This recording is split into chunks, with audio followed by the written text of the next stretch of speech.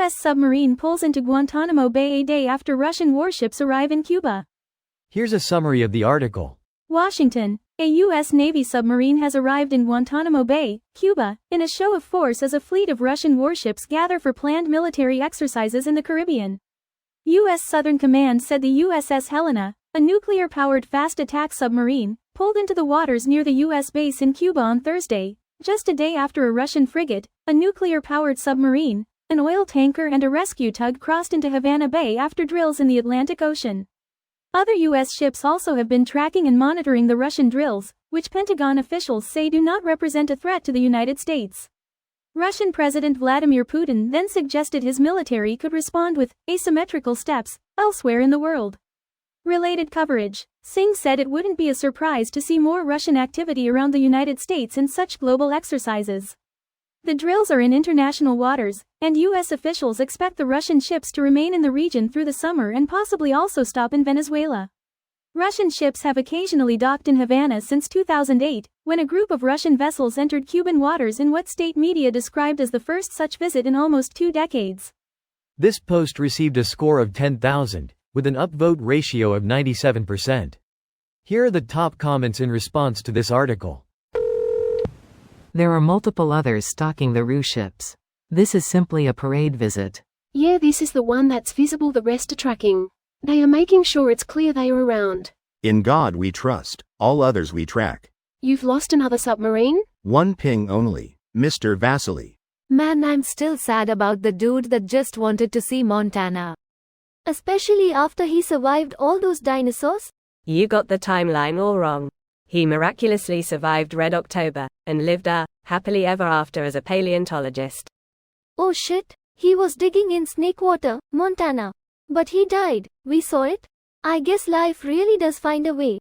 They had to fake his death, so KGB wouldn't come after him. What's scarier for the Russians, seeing a US sub or not seeing a US sub?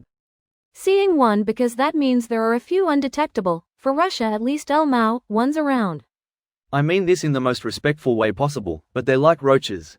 You see one, there are likely far more in the immediate area, and they are probably a lot closer than you think. Read an article the other day. Apparently, the US Navy thinks we're about a few years away from Russia having their new class, a dozen nuclear subs loaded with nuclear ballistic missiles split between the Pacific and Atlantic theaters.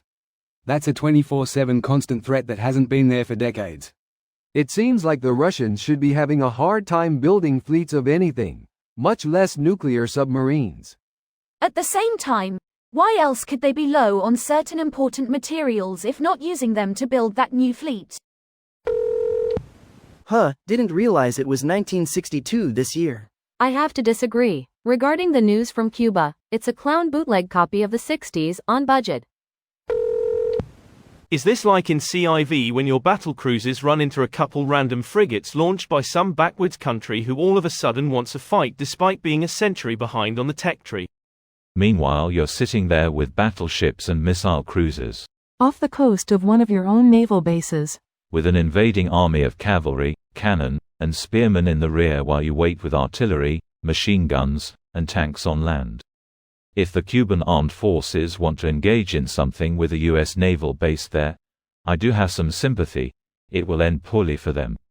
If the Russians want to try something equally as stupid that close to American soil with a few Air Force bases within spitting distance, they're also welcome to try.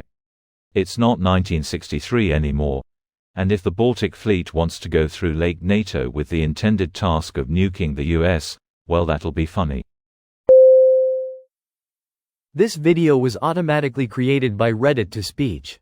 The article and comments in this video were selected from Reddit according to their upvotes, and any paraphrasing was performed by smmry.com, without any human intervention.